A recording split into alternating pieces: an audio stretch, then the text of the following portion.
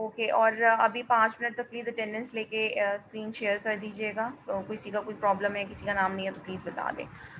ये वाला क्वेश्चन था, आप लोगों को जो है वो डाटा गिवन है और आपको नज़र आ रहा है it's a one decimal place data आप लोगों का।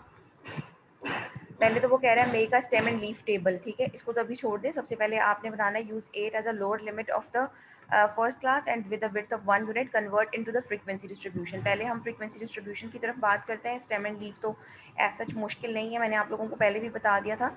ये देखें डाटा जो है आप लोगों का वो जो डेसिमल प्लेस के बाद वाली वैल्यूज़ हैं वो आपकी लीफ बन जाएंगी, ठीक है, और जो शुरू वाली हैं वो आपकी स्टेम बन जाएंगी। तो अब यहाँ पर आप देख रहे हैं कि जो वैल्यूज़ हैं वो आपकी 9 से लेकर कहाँ तक जा रही हैं, हमारी 15 तक जा रही हैं। तो आप अपना कॉलम जनरेट करेंगे, ठीक है, और पहला कॉलम स्टेम का होगा और 9, 10, 11, 12, 13, 14, 15 तक आप उसको लेके जाएं। अगला कॉलम आपका लीफ का बन जाएगा और यहाँ पे जैसे 9.0 है तो 9 के सामने 0 पॉइंट नहीं लगाना, 9 के सामने 0 है। फिर उसके बाद 9 के बाद जो वैल्यूज़ है वो आ रही है 3 आ रही है। तो आपने इस तरह ढूंढ ढूंढ के नहीं लिखना, जिस तरीके से मैंने आपको टेली मार्क्स बताया था उसी तरीके से आपने करना है कि 9.0 है तो 9 के सामने 0 लगा दिया, इसको कट कर दें। फिर 10.2 है तो 10 के सामने 2 लिख दिया, इसको कट कर दें। 11 के सामने 3, इस तरीके से आपने सारा डाटा जो है वो एंटर कर लेना है। तो ये आपका स्टेम एंड लीफ जो है वो ग्राफ बन जाएगा। फिर उसके बाद वो कहता है use 8 as a lower limit. अब यहाँ पर जो डाटा है वो उसने आपको दे दिया और मिनिमम बल्कि 8 है आप लोगों का, ये देखेंगे 8 भी नज़र आ रहा है मुझे यहाँ पे। सो 8 से स्टेम जो है वो आपका शुरू होगा।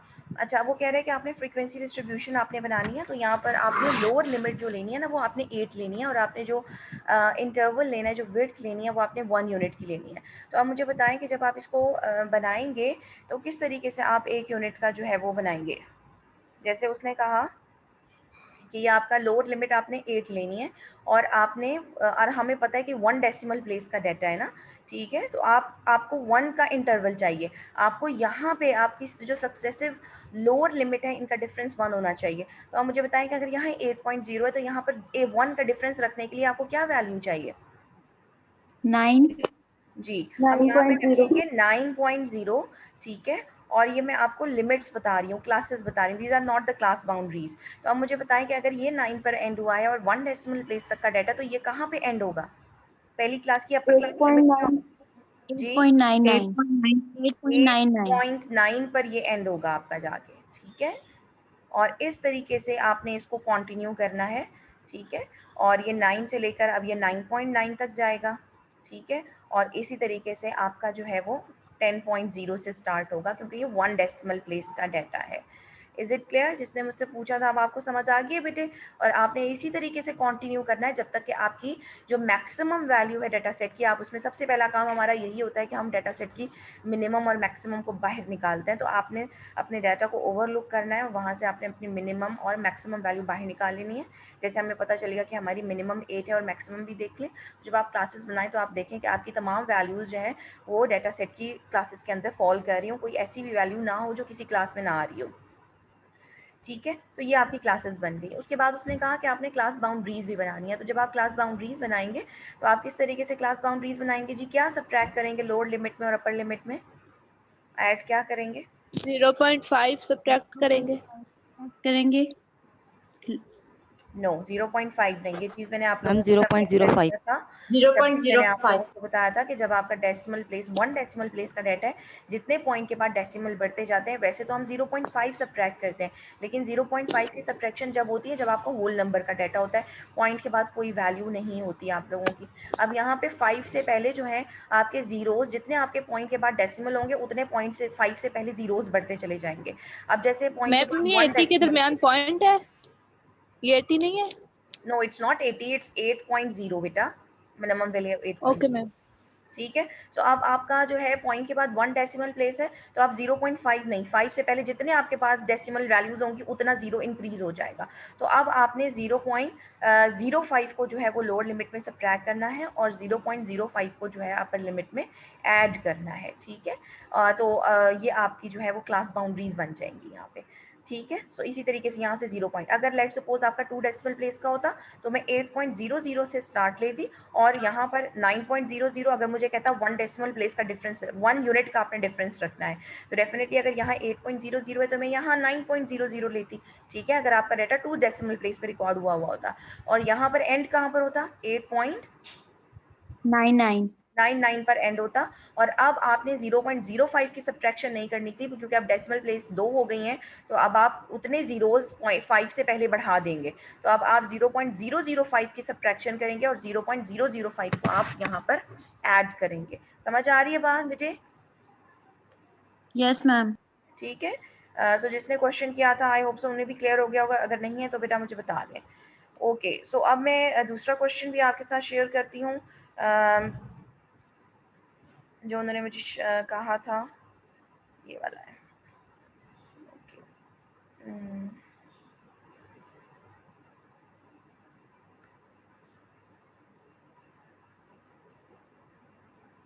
जी देखिए, इसमें भी एज सच कोई प्रॉब्लम नहीं है, वही उसी तरह का डाटा है 1 डेसिमल प्लेस का। और यहाँ पे उसने आपको इंटरवल बता दिया, उसने लोड लिमिट नहीं बताई, उसने सिर्फ इंटरवल बता दिया कि आपने इंटरवल कितने का रखना है, 5 का रखना है। तो आपने डाटा को खुद स्कैन करना है। आप देखें आपकी डाटा की मिनिमम वैल्यू क्या है, क्या नज़र आ रही है यहाँ पे? 63.9, 55.9 भी है, 55.9, 48 मैम 48.6 भी है। 48। ओके, 48.6 आपकी मिनिमम वैल्यू और आपने इंटरवल 5 का रखना है। ठीक है। सो अब आप यहाँ पे, ये आपकी 48.6 है। ठीक है, 48.6 है, तो बजाय इसके कि मैं 48.6 से लूँ, मैंने आपको कहा कि इट्स बेटर कि अगर आप 5 का इंटरवल या 5 के मल्टीपल से स्टार्ट लें, तो बजाय इसके कि मैं 48.6 लूँ, इजंट इट बेटर कि आई स्टार्ट विद 48.5? बेहतर है ना? और मैंने 5 यस का इंटरवल लेना है, तो जब मैं 5 का इंटरवल लूँगी तो आपने यहाँ पे जो सक्सेसिव लोअर का डिफरेंस है ना, ये आपका 5 का होना चाहिए। तो 48.5 से लेकर 49.5 तक 1, 50 कितना आ जाएगा, 53.5 आई थिंक सो आएगा। तो 53.5 से जब आप 48.5 को माइनस करते हैं तो आपके पास 5 का डिफरेंस आता है। ठीक है, यही आ रहा है ना? 5 का डिफरेंस बनेगा ये। Yes ma'am. तो अब यहाँ पे ये आपने ये 5 डिफरेंस होना चाहिए, ये 5 का होना चाहिए। अब आपने एक पीछे एंड करना है, इसको लिमिट है, ये बाउंड्री नहीं है। तो आप कहाँ पे एंड करेंगे, ये कहाँ जाएगा? 52.5। 53.4. 53.4 पे जाएगा ना, क्योंकि वेरिएशन अब आपकी डेसिमल प्लेस में आ रही है, यहाँ नहीं आ रही है। अब 52.5 पे एंड नहीं करेगा आप इसको, समझ आ रही है? 52.5 पे एंड नहीं होगा, यहाँ पे एंड होगा। अप टू 1 डेसिमल प्लेस आपका डाटा है, यहाँ पे एक डेसिमल प्लेस की आपने पीछे लेके जाना है। 53.4 पे आपका एंड होगा और 53.5 से स्टार्ट हो जाएगा।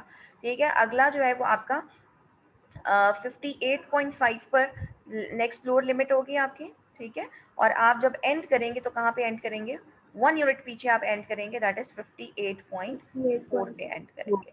ठीक है, सो ये इस तरीके से आपकी क्लासेस बनेंगी। और आपने जब इसको बाउंड्रीज में कन्वर्ट करना है तो इसी तरीके से, क्योंकि 1 डेसिमल प्लेस है तो 0.05 की सब्ट्रैक्शन होगी और 0.05 आपका यहाँ पर ऐड हो जाएगा।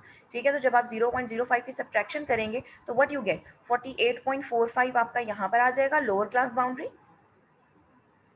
ठीक है, और ये जो अपर क्लास बाउंड्री में जब आप 0.05 की ऐड करेंगे तो ये बन जाएगा 53.45 हो जाएगा ये आपका। ठीक है, ये आपकी अपर क्लास बाउंड्री बन जाएगी। और जब आप इसमें से 0.05 को सब्ट्रैक्ट करेंगे तो ये भी आपका 53.45 बन जाएगा। देख रहे हैं कि अब आपकी जो अपर क्लास बाउंड्री है पहली वाली क्लास की और लोअर क्लास की जो लोअर क्लास बाउंड्री है वो आपकी सेम हो गई है। तो ये देखिए, ये आपकी बाउंड्रीज बन गई। Got it? Yes ma'am. ठीक है, ओके। नाउ कुछ आप लोगों के, मैम एक और चीज पूछनी थी। जी बताएं। मैम बुक के पेज 83 पे, क्या है पेज 83 पे? मैम वहाँ पे क्वेश्चन है, क्वेश्चन नंबर 36। इंटरवल दिए हुए हैं, तो इंटरवल पहले में 5 का इंटरवल है वो बने में, अगले में 10-10 का है, तो इसको क्या पहले अरेंज करना होता है?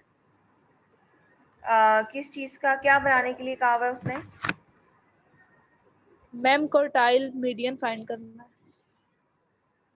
Quartiles and medians find out करने के लिए कहा हुआ है। इंटरवल आपका वेरी कर रहा है। Yes ma'am.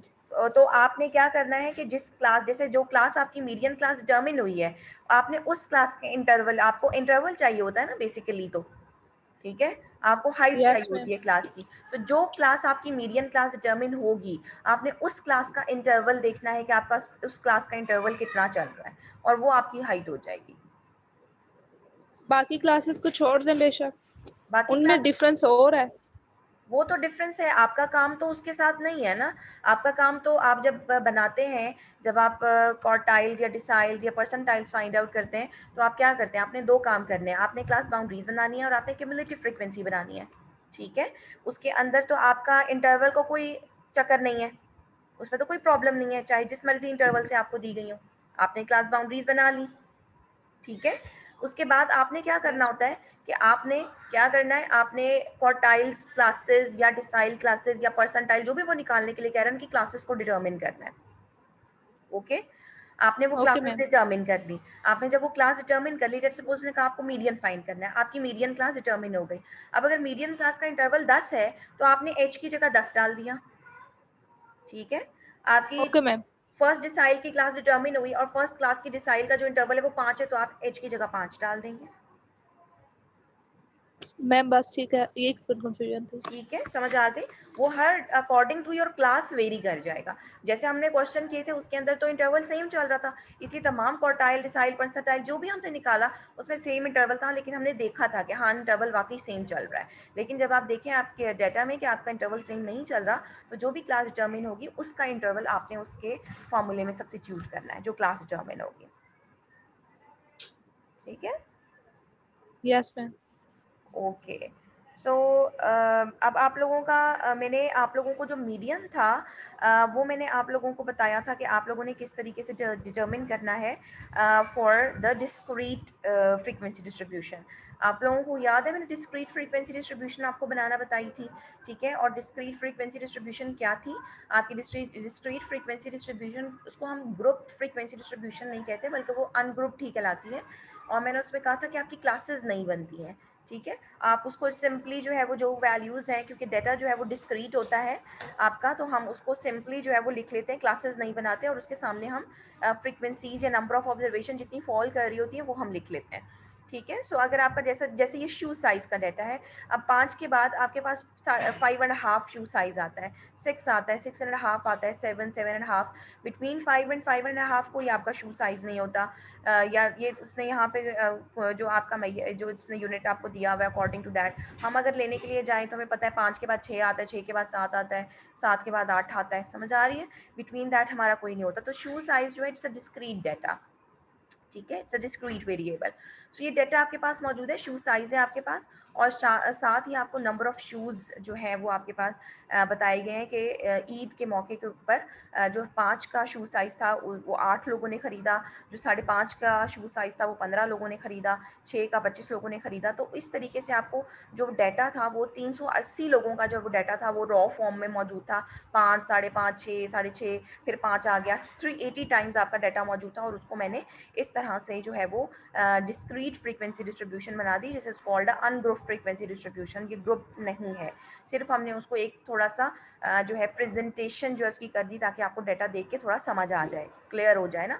अदरवाइज डाटा 380 का डाटा आपका रॉ फॉर्म में पड़ा हुआ हो, इस तरीके से पड़ा हुआ आपका डाटा, तो आपको देख के नहीं समझ आएगी ना। ठीक है, तो हमने यहाँ पे इसको थोड़ा सा डिस्ट्रीब्यूशन बना दिया, but it's called ungroup frequency distribution. So अब यहाँ पे अगर वो मुझे कहते हैं कि मीडियन निकालें, डिसाइल्स निकालें, परसेंटाइल्स निकालें, जिस तरीके से हम अनग्रुप में निकालते हैं, तो देखें अगर 380 का डाटा मौजूद हो तो सबसे पहले मुझे क्या करना पड़ेगा, मुझे उसको एरे करना पड़ेगा। एरे करने के बाद फिर मैं उसमें ढूंढूंगी कि n प्लस, अगर मुझे मीडियन कहते हैं तो n+1/2th ऑब्जर्वेशन कहाँ पे पड़ी हुई है। ठीक है, और सारा काम करना पड़ेगा। So that's a difficult one, तो वो मुश्किल हो जाएगा। तो मैंने क्या किया कि मैंने उसको डिस्क्रीट फ्रीक्वेंसी डिस्ट्रीब्यूशन बना ली, और साथ ही मैंने क्यूमुलेटिव का कॉलम जनरेट कर दिया। जैसे 8 है, 8 + 15 कितना हो गया, 23, 23 + 25 48 हो गया। ठीक है, उसी तरीके से आपने क्यूमुलेटिव फ्रीक्वेंसी का कॉलम जो है वो जनरेट कर लिया। ठीक है, अब अगर वो मुझे कहता है कि ये डाटा आपके पास मौजूद है, find the median Q1, Q3, D2, D6, ठीक है, D15 and P74 from the data in the table 3.12 showing the sales of the shoes of the different sizes at the Bata shoe store during the week preceding Eid ul Azha. ठीक है, सो अब आपने क्या करना है, हमें पता है कि जो मीडियन का फॉर्मूला है that is n + 1/2th item, और हमारा n कितना है 380 है, तो 380 + 1/2th आइटम कितना हो गया आपके पास 190.5th आइटम आपके पास हो गया। ठीक है, अब आपने क्या करना है कि 190.5th आइटम इस क्यूमुलेटिव के कॉलम में आपने चेक करना है कि 190.5th आइटम आपका कहाँ पे फॉल कर रहा है। सो आप देखें 23 ऑब्जर्वेशन क्यूमुलेट हुई, 48, 80, 122, 178, यहाँ पे भी 198 नहीं आ रहा होगा, 240 जहाँ पर 241 ऑब्जर्वेशन क्यूमुलेट हुई हैं वहीं पे डेफिनेटली 190 कौन सी है आपकी ऑब्जर्वेशन 190.5th ऑब्जर्वेशन भी यहीं पर आकर क्यूमुलेट हुई होगी, और इसके कॉरिस्पॉन्डिंग जो शू साइज़ है दैट इज़ योर 8। तो इसका मतलब है कि आपके पास जो मीडियन हो गया है, जो मीडियन साइज़ है दैट इज़ योर 8। ठीक है, सो जो मीडियन साइज़ है आपका शू साइज़ वो क्या हो गया 8 हो गया। इज़ इट क्लियर गर्ल्स, समझ आ गई है बात? Yes. ठीक है, इसी Yes, ma'am. तरीके से वो कहता है फर्स्ट क्वार्टाइल, तो फर्स्ट क्वार्टाइल का जो फॉर्मूला है तो ये मैं आपको बार कह रही हूँ, बार बार कह रही हूँ कि it's an ungrouped frequency distribution. तो ग्रुप्ड से काम ग्रुप्ड के फॉर्मूले से नहीं होगा, जैसे L+H/F n/2 - C वाला फॉर्मूला नहीं लगेगा, जो अनग्रुप्ड का फॉर्मूला है वही लगेगा। तो Q1 का फॉर्मूला क्या है n + 1/4th आइटम, और ये हमारे पास आ गया 95.25th आइटम। तो अब 95.25th आइटम आपका कहाँ पे फॉल कर रहा है, तो यहाँ पर देखिए यहाँ 80 ऑब्जर्वेशन है, यहाँ 122 ऑब्जर्वेशन क्यूमुलेट हो रही है, तो यहाँ पे भी आपका 90 जो ऑब्जर्वेशन है 95 ऑब्जर्वेशन है, कौन सी ऑब्जर्वेशन है वो भी यहाँ पर आपकी क्यूमुलेट हो रही होगी इसी क्लास के अंदर, और इस क्लास के कॉरिस्पॉन्डिंग जो शू साइज़ है वो क्या है आपका 7 है। सो 7 इज़ योर फर्स्ट क्वार्टाइल। ठीक है, सो व्हाट इट मीन कि 7 साइज वो है, यानी फर्स्ट क्वार्टाइल का क्या मतलब होता है कि जिसके पीछे 25% एरिया जो है वो फॉल कर रहा होता है। तो 7 वो साइज है जिसके पीछे 25% ऑफ द ऑब्जर्वेशन जो है वो फॉल कर रही हैं, यानी अगर 100 लोग हैं तो 100 लोगों में से 25 लोगों ने 7 शू साइज से बिलो जो साइज़ है उसको परचेज़ किया है। व्हाट माई पॉइंट, और अगर मैं कह रही हूँ कि मीडियन आपका 8 आ रहा है तो इसका मतलब है कि अगर 100 लोग हैं तो 100% आपका डाटा है, तो 8 आपका अगर मीडियन है 8 आ रहा है, इट मीन्स के 50% जो लोग हैं उन्होंने शू साइज़ 8 से बिलो परचेज़ किया है, और 50% जो लोग हैं उन्होंने शू साइज़ 8 से अबव परचेजिंग की है। क्लियर, और Q3 आपका जो है 75 जिसका हम कहते हैं कि 75% ऑफ डेटा इसको बिलो होता है, अपर क्वार्टाइल भी है, इसका formula n/4 into n + 1 3/4 into n + 1th observation है, तो ये हमारे पास 285.75th ऑब्जर्वेशन आ रही है। तो हमने यहाँ पर देखा कि 285th जो आपकी वो कहाँ फॉल कर रही है, यहाँ पे फॉल कर रही है, तो उसके कॉरेस्पॉन्डिंग 8.5 शू साइज है आपका।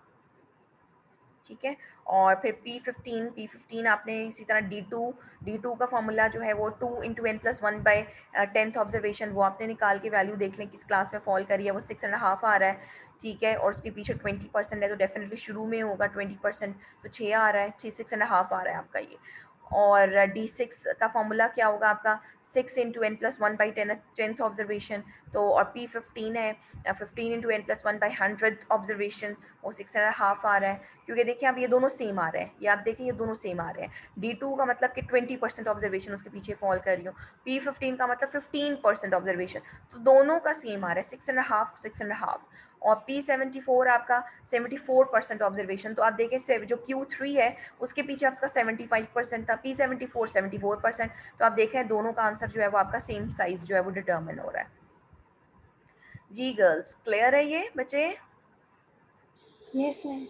Any Yes, ma'am. Question? No, ma'am. Okay, so अब यहाँ पर आपके पास जो है जो आपके पास क्वेश्चन है example 3.26 for a distribution of the continuous variable the median lower and upper quartile third and 7th decile 37 and 72th percentile were calculated. अभी जो हमने जितना भी काम किया उसके अंदर हमने क्या किया कि हमारे पास डेटा मौजूद था, और उस डेटा से हमने खुद से, चाहे वो अनग्रुप डेटा था चाहे वो ग्रुप डेटा था, हमने उस डेटा से जो है वो क्वार्टाइल्स परसेंटाइल्स डिसाइल्स जो है वो खुद कैलकुलेट किए। अब जो एग्जांपल आपके पास मैं दिखा रही हूँ इसके अंदर क्या है आपके पास कि आपको वो कैलकुलेट करके दे रहा है, ठीक है, क्या कह रहा है कि for a distribution of the continuous variable, एक कॉन्टिन्यूस वेरिएबल का डाटा है और उस कॉन्टिन्यूस वेरिएबल के मीन्स के कॉन्टिन्यूस था तो हमने उसकी डिस्ट्रीब्यूशन बना ली, क्लासेस बनाई और हमने ग्रुप डाटा से जो है वो तमाम median quartile deciles find out किए। So median, lower and upper quartile, lower का क्या मतलब है Q1, ठीक है, जब वो कह रहे हैं lower quartile so it means Q1। Median का क्या मतलब है, इसको हम M से रिप्रेजेंट करते हैं। Upper quartiles means Q3। Third and seventh deciles की बात कर रहा है तो it mean third decile means D3, ठीक है, सेवंथ डिसाइल मीन D7, ठीक है, ये आपको दिया हुआ है। And 37 and 72 percentiles means P37 and 72 percentile means P72 were calculated।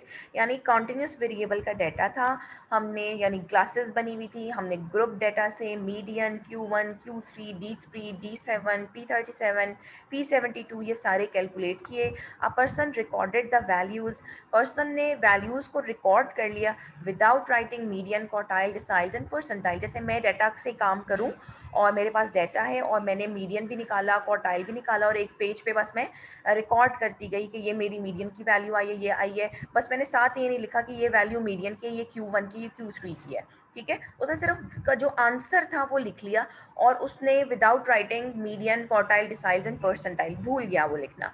अब ये एक पेज के ऊपर रिकॉर्ड हुआ है, कुछ और चीज़ मौजूद नहीं है, ठीक है, हमें सिर्फ ये पता है कि हमने क्या क्या कैलकुलेट किया था। हमने क्या कैलकुलेट किया है, हमने मीडियन कैलकुलेट किया है, हमने Q1 और Q3 कैलकुलेट किया है, D3, D7 कैलकुलेट किया है, P37, P72 कैलकुलेट किया है। लेकिन अब इसमें से ये वैल्यूज़ हैं एक पेज पे लिखी हुई, लेकिन अब मुझे नहीं समझ आ रहा कि ये मीडियन है, ये Q1 है, या ये मीडियन है, ये Q1 है, ये Q3 है, कुछ नहीं मुझे पता। अब मुझे क्या करना है, I have to identify the median and the quantiles. तो व्हाट इज क्वांटाइल्स? क्वांटाइल्स मैंने आपको बताया क्वार्टाइल, डिसाइल एंड परसेंटाइल्स के लिए, तीनों के लिए जो एक लफ्ज इस्तेमाल होता है दैट इज क्वांटाइल जनरली।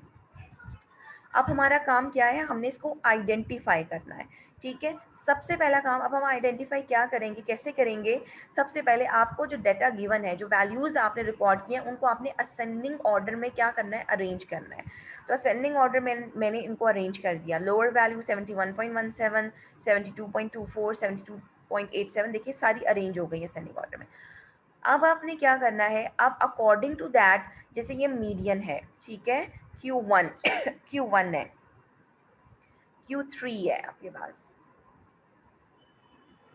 ठीक है, फिर आपके पास क्या है, D3 आपने कैलकुलेट किया, ठीक है, फिर आपने D7 भी कैलकुलेट किया, आपने P37 कैलकुलेट किया और आपने P72 कैलकुलेट किया। तो अब मुझे बताएं कि मीडियन के पीछे कितना परसेंट एरिया है? 50%। 50%। मीडियन के पीछे आपका 50% है, ठीक है। Q1 के पीछे कितना है? 25। 25%। 25%। Q3 के पीछे कितना है? 75%। 75%। 5%। D3 के पीछे कितना है? 30%। 30%, ठीक है। और D7 के पीछे आपका 70%। 70%। 37 के पीछे 37% 37%। और P72 के पीछे 72% एरिया है, ठीक है। सो हमें ये पता है कि किसके पीछे कितना परसेंट एरिया है, एंड डेफिनेटली जब हमने डाटा को अरेंज किया तो अकॉर्डिंग टू दैट ही वैल्यूज़ आपकी डिटर्मिन होती है ना। अभी इससे पहले भी हमने देखा, तो देखें आप, जब मैंने डिस्क्रीट डाटा के साथ भी काम किया तो जो D2 वैल्यू थी वो शुरू में डिटर्मिन हो रही है क्योंकि उसके पीछे 20% है। जो P74 है वो डेफिनेटली आगे की वैल्यूज़ हैं क्योंकि उसके पीछे जो है वो 74% है। अगर मैं कहूँ कि P90 निकालें तो वो डेफिनेटली इधर कहीं पे फॉल करेगा, 9.5 होगा या 10 होगा, उसमें से कोई वैल्यूज़ निकलेंगी। तो अब ये जो वैल्यूज़ आपकी निकली हैं definitely according to the area निकली हैं। तो अब आपने जब इनको अरेंज कर लिया तो अब मुझे बताएं कि सबसे लोअर जो वैल्यू आपकी है जिसके पीछे सबसे कम एरिया है वो कौन सा है? That is Q1, Q1। ठीक है। So this is your Q1, ये आपकी Q1 हो गई। Q1 के बाद कौन सी वैल्यू आती है? 25% के बाद कौन सा एरिया आ रहा है जो उससे बड़ा है? D3, 30% का। D3। तो ये जो सेकंड वैल्यू है ये आपकी D3 हो गई, ठीक है। 30% के बाद कौन सा एरिया आ रहा है? 37% का, ठीक है। तो ये P37 हो गया, यू गेट इट बेटा, समझ आ गई है? यस ठीक है। और फिर Yes, उसके ma'am. बाद 37 के बाद 50% आ रहा है, तो उसका मतलब है ये आपका मीडियन है। ठीक है। मीडियन के बाद जो वैल्यू आपके पास रिकॉर्ड हो रही है 50% के बाद, वो कौन सी आ रही है? That is 70%। तो ये D7 हो गया। 70% किसके पीछे है? D7 के पीछे है। और फिर उसके बाद ये आपका P72 हो गया, जिसके पीछे 72% है। और ये आपका हो गया 75 जो कि सॉरी Q3 नॉट P75। तो ये आपका डिटर्मिनर हो गया। तो हमने इस तरीके से लिख लिया। ये देखिए कैसे लिखा है उसने।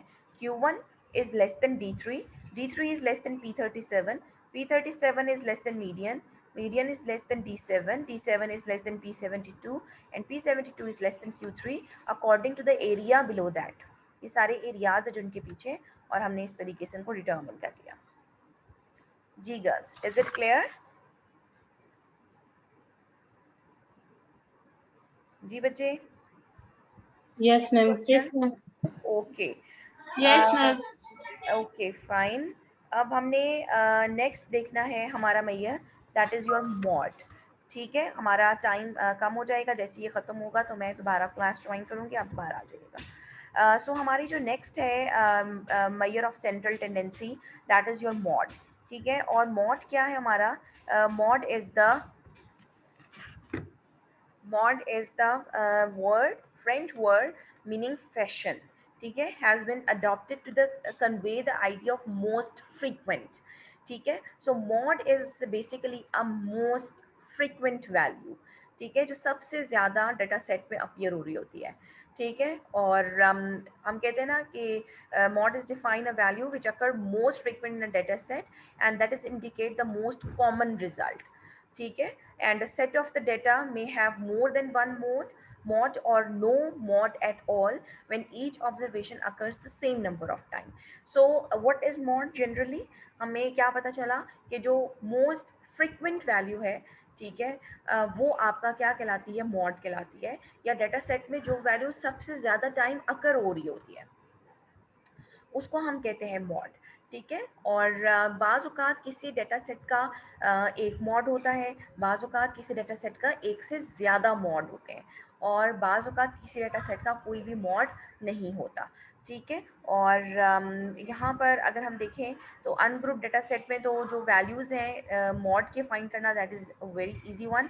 कि आप देख लें कि आपके डाटा सेट में जो वैल्यू सबसे ज़्यादा अकर हो रही है, जिसकी फ्रीक्वेंसी सबसे ज़्यादा है, जैसे अभी हमने डिस्क्रीट बनाया था, फ्रीक्वेंसी डिस्ट्रीब्यूशन बनाई थी ना, डिस्क्रीट फ्रीक्वेंसी डिस्ट्रीब्यूशन कहाँ चली गई? जी, डिस्क्रीट फ्रीक्वेंसी डिस्ट्रीब्यूशन बनाई थी आपकी। It's ungroup data set. तो यहाँ पर देखें कि आपकी फ्रीक्वेंसी सबसे ज़्यादा किसकी है, कौन सी वैल्यू सबसे ज़्यादा टाइम आ रही है। इसी डाटा सेट में मुझे कहे कि मॉड निकालें, तो मुझे पता है कि मेरी फ्रीक्वेंसी 63 सबसे ज़्यादा है ये, और 8 जो है वो डाटा सेट में सबसे ज़्यादा टाइम आ रहा है। So what is the mod of the data set? Mod क्या हो जाएगा आपका? 8 हो जाएगा। ठीक है, इसी तरीके से अगर आपके पास ये तो बहुत ज़्यादा वैल्यूज़ थी 380, जैसे फॉर एग्जांपल आपके पास 10 वैल्यूज़ हैं, 12 वैल्यूज़ हैं, 15 हैं, 20 हैं, तो आपने क्या करना है कि उस डाटा सेट में देखना है कि कौन सी वैल्यू जो है वो आपकी सबसे ज़्यादा टाइम अकर हो रही है। तो जो वैल्यू आपकी सबसे ज़्यादा टाइम अकर हो रही होगी वो आपका मॉड हो जाएगा। ठीक है, सो अब यहाँ पे हम देखते हैं कि ग्रुप डेटा सेट से आपने मॉड जो है वो किस तरीके से फाइंड करना है। सो ग्रुप डेटा सेट से मॉड जो है that is the formula of L plus FM minus F1 divided by FM minus F1 plus FM minus F2 multiply by H।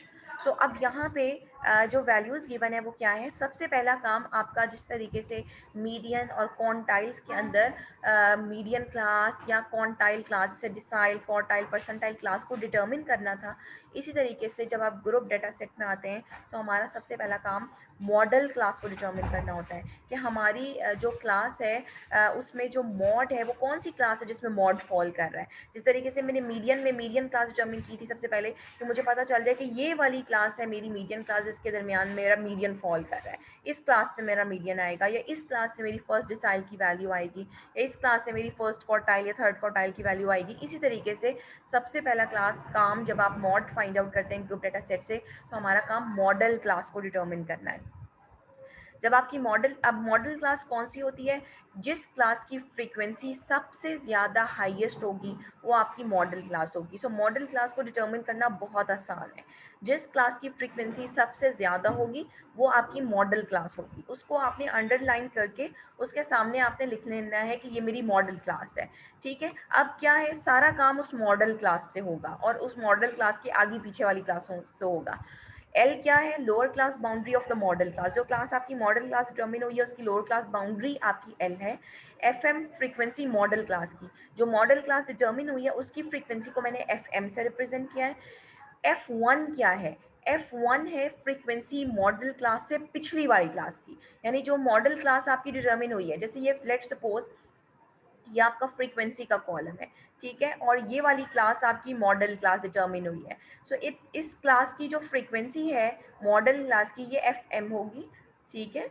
और इससे जो पिछली क्लास है, जो पिछली क्लास है मॉडल क्लास से, उसकी क्लास की पिछली क्लास की फ्रीक्वेंसी आप हम उसको कह देते हैं F M.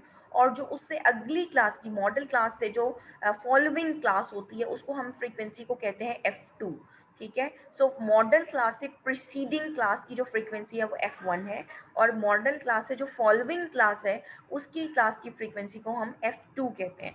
So l is the lower class boundary of the modal class. fm, f1 और f2 मैंने आपको बता दिया। And h is the height of the modal class, ठीक है। ये आपकी जो विड्थ है आपकी क्लास की इंटरवल की वो आपकी है हाइट ऑफ द क्लास, ठीक है। सो अब हम यहाँ पर देखते हैं कि किस तरीके से आप एग्जाम्पल करवा रहा है आप लोगों को। यहाँ पे कोई डेटा आपका गिवन हो तो मैं आपका जी, ये आपका डेटा मौजूद है। Let's suppose this is your data और वो मुझे कहता है इसी डेटा पे आपने क्या निकालना है, you have to find the mode. तो अब आपने सबसे पहले मॉडल क्लास डिटर्मिन करी है, यहाँ पे मीडियन क्वार्टाइल डिसाइड्स पे काम हुआ है। सो अब मुझे बताएं कि आप मॉडल क्लास अगर आपने निकालनी है, कौन सी मॉडल क्लास है? जी आप मुझे बताएं, ये वाली मॉडल क्लास है 29.5 से 39.5 वाली, 39.5 से 49.5 वाली, या कोई और है? कौन सी क्लास है मॉडल क्लास में? 304 वाली 5 से 59.5 ये वाली क्लास जो है 69 मेरी, जिसकी फ्रीक्वेंसी सबसे ज़्यादा है, ये मेरी मॉडल क्लास हो गई, ठीक है। जब आप मॉड निकालेंगे तो आपने कम्युलेटिव फ्रीक्वेंसी का कॉलम जनरेट नहीं करना, क्योंकि हमें कम्युलेटिव फ्रीक्वेंसी का कॉलम की रिक्वायरमेंट नहीं है। हमें सिर्फ रिक्वायरमेंट है किसकी? जब आपको मॉड निकालने के लिए कहे तो आपने क्लास बाउंड्रीज जो है वो निकालनी है। हमें मिड पॉइंट्स की भी ज़रूरत नहीं है, हमें सिर्फ क्लास बाउंड्रीज चाहिए, फ्रीक्वेंसीज चाहिए, ठीक है। सो अब मुझे बताएं कि आपका this what is the lower class boundary of the modal class? This is your L, 59.5 is your L, 304 is your what? FM fm. What is your f1? 190. 190 190 is your f1, and 212 211 is your f2. And what is the height of the class? क्या interval चल रहा है आप लोगों का? जब boundaries होती है तो आप अपर में से लोअर को भी माइनस कर सकते हैं, ठीक है। क्योंकि हमें पता है कि नीचे की भी वही वैल्यू है, जो सक्सेसिव लोअर वैल्यू है वही आपकी अपर की है ना। तो what is the height of the class? कितनी चल रही है? 10 की चल रही 10 चल है, ठीक है। सो बस आपने फॉर्मूले में इसको सब्स्टिट्यूट किया और यहाँ से आपने जो है वो मॉड फाइंड आउट कर दिया। तो सेम डाटा को उसने जो है वो यहाँ पे